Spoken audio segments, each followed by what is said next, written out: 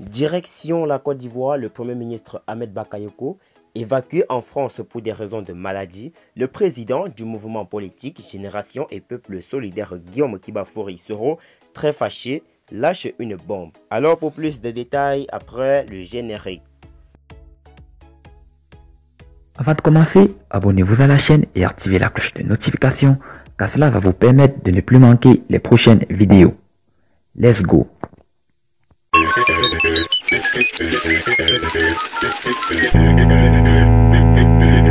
Soro Guillaume vit en exil depuis son retour manqué en Côte d'Ivoire en décembre 2019. Prié de quitter la France après son appel à l'armée ivoirienne pour faire barrière au troisième mandat anticonstitutionnel du président Alassane Ouattara, l'ancien chef du Parlement ivoirien vit dans la clandestinité sur le vieux continent, d'où il vient de donner une interview sur l'actualité politique ivoirienne. Soro Guillaume à la tête d'une rébellion, une entrée en scène manquée dans la politique ivoirienne. Législative 2001, Guillaume Soro est le colistier d'Henriette Dagré Diabaté dans la commune de Port-Bouët avant que son parti d'alors, le Rassemblement des Républicains, ne décide de boycotter ce scrutin.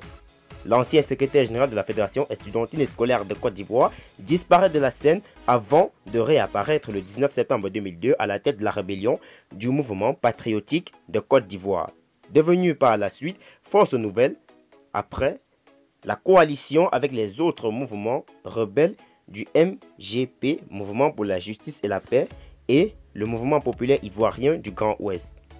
Commençait alors la bataille contre son désormais ancien mentor, Laurent Gbagbo, président de la République 2000-2011, l'homme à la mamelle politique de qui il s'est nourri alors qu'il était encore leader syndical.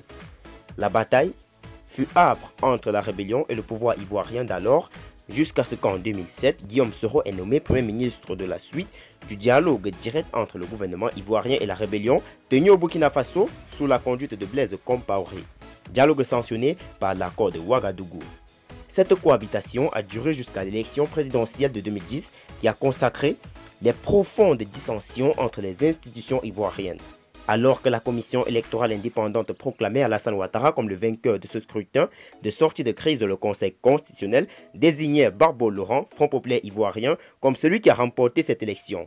Éclate donc la crise post-électorale entre le camp Gbagbo et le camp Ouattara. Soro Kibafori Guillaume se retrouve du côté du Golf Hotel où étaient établis les pro-Ouattara. La communauté internationale ayant pris fait et cause pour le président Alassane Ouattara, c'est donc à coups de canon et de bombardement de la force Licorne agissant sous mandat onusien que l'ancien président sera tiré de son bunker. Soro Guillaume, le début de ses déboires avec le camp Ouattara. Après la chute de Laurent Gbagbo, le 11 avril 2011, l'ancien patron de Bouaké, deuxième ville de Côte d'Ivoire au centre du pays et fief de l'ex-rébellion, est reconduit dans ses fonctions de Premier ministre chef du gouvernement avec un sus le portefeuille de ministre de la Défense par le président Alassane Ouattara. Le député de Ferké sera par la suite bombardé président de l'Assemblée nationale. Il n'arrivera cependant pas au terme de son second mandat à la tête du Parlement car prié de quitter le tabouret pour son refus d'adhérer au RHDP unifié.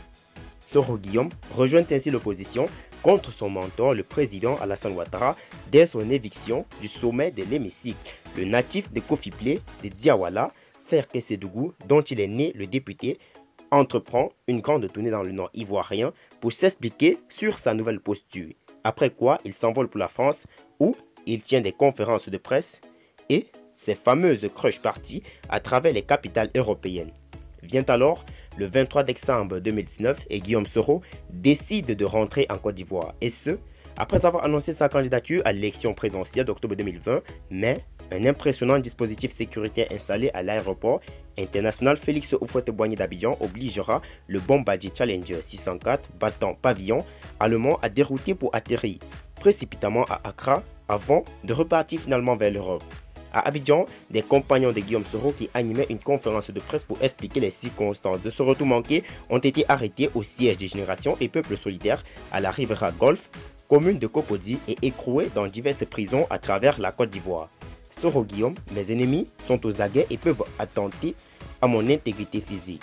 Commence ainsi l'exil pour Guillaume Soro et certains de ses proches. Adhérant au mot d'ordre de désobéissance civile et de boycott actif lancé par Henri Konan Bedier, chef de file de l'opposition ivoirienne, Guillaume Soro s'active depuis Paris à travers de nombreuses actions et autres tweets hostiles au pouvoir d'Abidjan, répétant à qui veut l'entendre qu'il n'y aura pas d'élection présidentielle en Côte d'Ivoire, avant d'appeler l'armée ivoirienne à prendre ses responsabilités pour sauver la paix en Côte d'Ivoire. C'est certainement la goutte d'eau qui fera déborder le vase, car le président français Emmanuel Macron avait alors déclaré « Il n'a pas à créer le désordre et sa présence n'est pas souhaitée sur notre territoire tant qu'il se comportera de cette manière. » Retranché quelque part en Europe, l'ex-président du Parlement ivoirien peut compter sur quelques amitiés, dont des Turcs, se rendant à l'évidence que sa sécurité était fortement menacée dans l'Hexagone.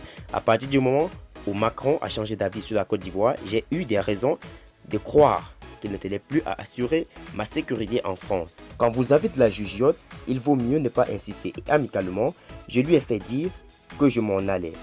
A-t-il déclaré dans un tweet avant d'ajouter « J'ai quitté la France à la suite de ce changement de cap. Vous savez que mes ennemis sont aux aguets et peuvent attenter à mon intégrité physique. » Soro Guillaume, une personnalité controversée dans la scène politique ivoirienne. En Côte d'Ivoire, la justice ivoirienne a condamné par contumace Guillaume Soro à 20 ans d'emprisonnement pour recel de détournement et deniers publics. Son nom est cité par le procureur de la République dans une autre affaire de déstabilisation des institutions de la République. Un mandat d'arrêt international a d'ailleurs été émis par les autorités ivoiriennes. Pour les élections législatives du 6 mars 2021, Guillaume Soro a appelé à ses compagnons de GPS à le boycotter. Cependant, le nombre de défections dans les camps des soroïstes ne se compte plus. Même l'inconditionnel ancien ministre des Sports Alain Lobognon, en prison depuis ce fameux retour manqué de Soro, a décidé de fouler au pied de ses recommandations en se portant candidat pour aller défendre son poste de député de Fresco. Guillaume Soro apparaît à ce jour comme un homme isolé sur la scène politique ivoirienne. L'ancien chef rebelle a certes rencontré son ancien compagnon de lutte syndicale Charles Blé Goudé à La Haye, mais toutes ces tentatives pour aller rencontrer l'ancien président ivoirien Laurent Gbagbo sont jusque-là restées sans suite. A noter par ailleurs que le nom de Guillaume Soro a été cité dans une affaire d'écoute téléphonique lors d'un coup d'état manqué contre les autorités de transition au Burkina Faso voisin.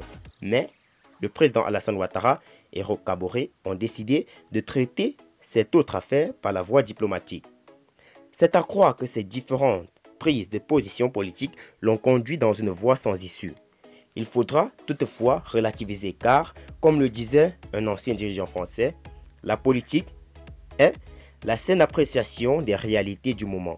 Tieni Banani, qui dit être devenu à 50 ans un autre homme, pourra certainement apprendre de ses erreurs afin de se relancer sur la scène politique ivoirienne. C'est ainsi qu'en ce qui concerne la maladie du Premier ministre Ahmed Bakayoko, le président du mouvement politique Génération et Peuple Solidaire accuse Alassane Ouattara d'être le responsable de cette maladie, comme c'était le cas pour l'ancien Premier ministre de la République de Côte d'Ivoire, Amadou Gon Coulibaly.